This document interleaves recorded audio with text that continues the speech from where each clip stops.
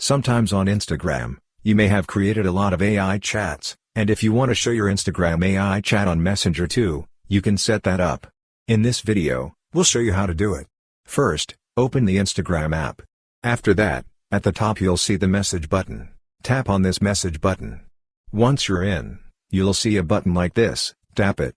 Then you'll see chats, tap on chats. When you do that, you'll reach AI Studio.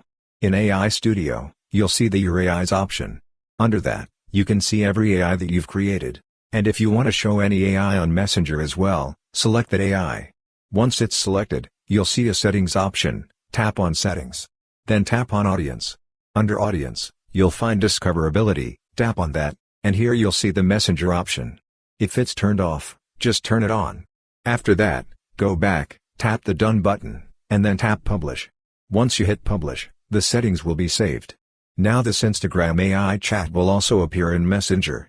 So that's how you can easily make the Instagram AI chat you've created show up in Messenger too. Hope this video was helpful. If you found it useful, consider subscribing. See you in the next video.